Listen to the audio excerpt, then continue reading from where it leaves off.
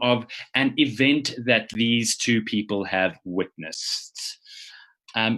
Thank you very much, Daniela. She says an orgy. Just to remind everyone, this is a family show, so let's keep it above the waist, if you know what I mean, Daniela. See, we've got a break up a birth, tightrope walker, or the moon landing, a cheating partner being caught. And let's see what else. A bird murder. Oh.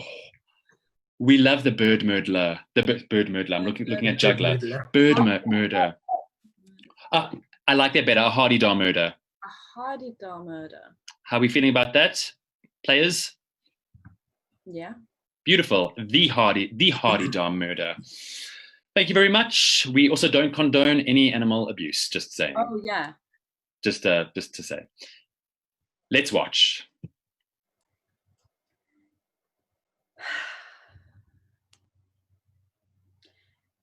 I'm not going to lie to you. I was really upset that night.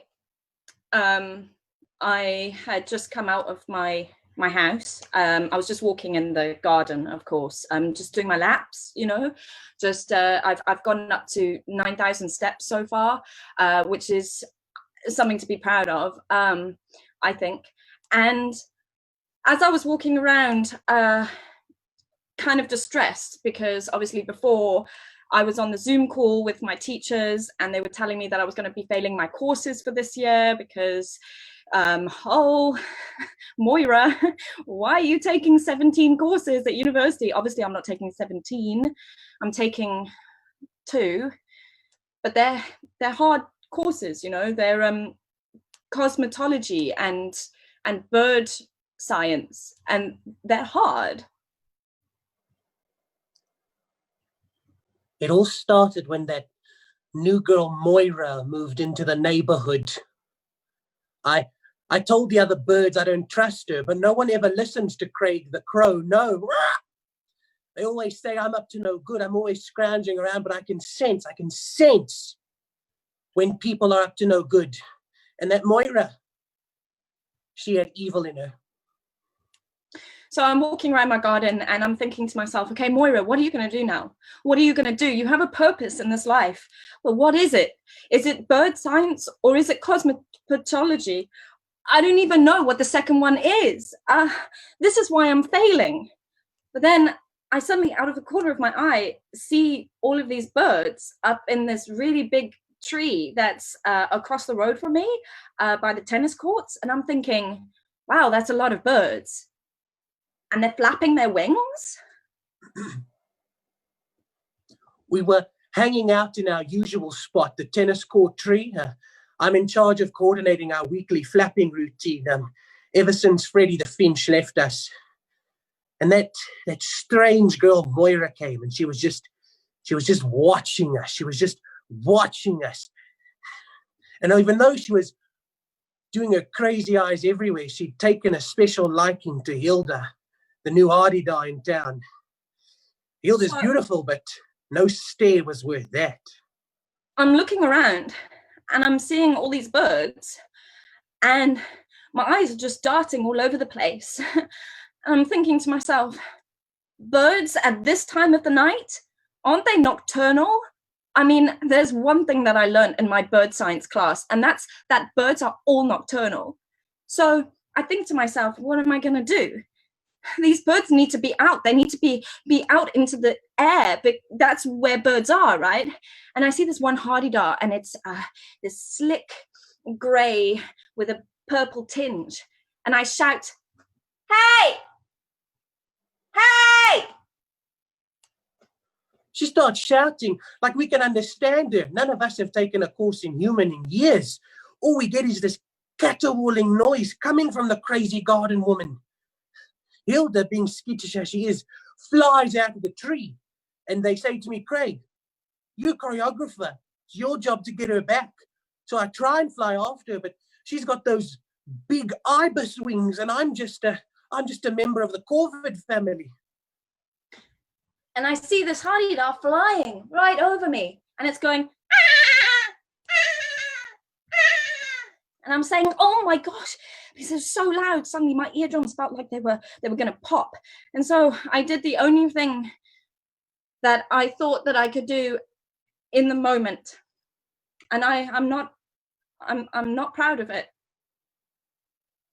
And I took an apple core from the ground. Something I have a thing for apple cores. I just love them. They're like my talisman, you know, like a symbol. and I lobbed it. I lobbed it at the Harida. That's when it happened.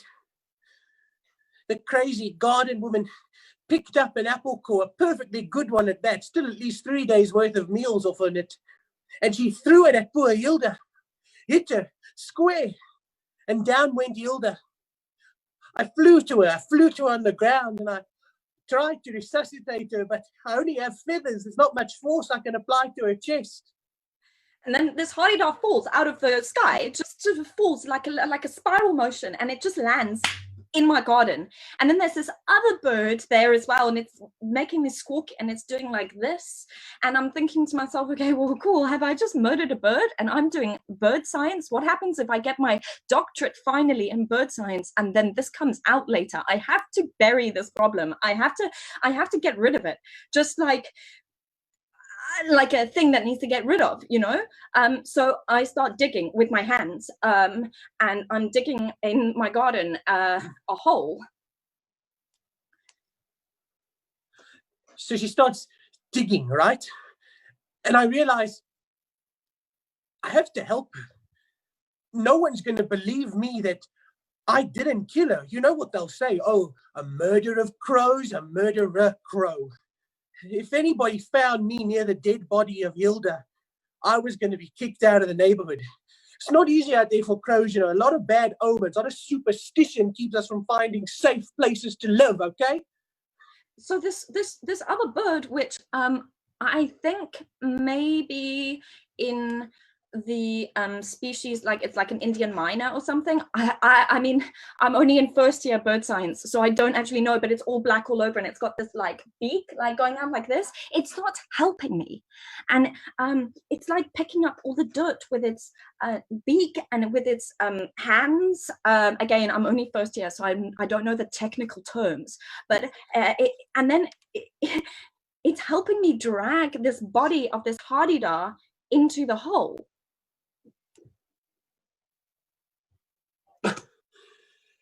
Hilda sure was heavy, but even though we couldn't speak, me and the human managed to make a certain level of communication. I dragged Hilda in as she finished the hole and then started covering up the ibis, or the corpse of the ibis at least. And so this bird is looking at me, and it's like doing its head like this, and I swear, I don't believe in, like, you know, things like that, but I swear this bird looked into my soul, and I knew from then that I was going to get my doctorate in bird science, maybe even go into bird law, bird pharmacy, who knows? But this was the rest of my life. That was it for me in that neighborhood. I could never go back to the tennis court tree. I had to fly back to the city. Maybe hook up with the ravens again. They were cool, I guess. But until then, this cul-de-sac will never see another crow again. And I knew as it flew off that this was the best moment of my life.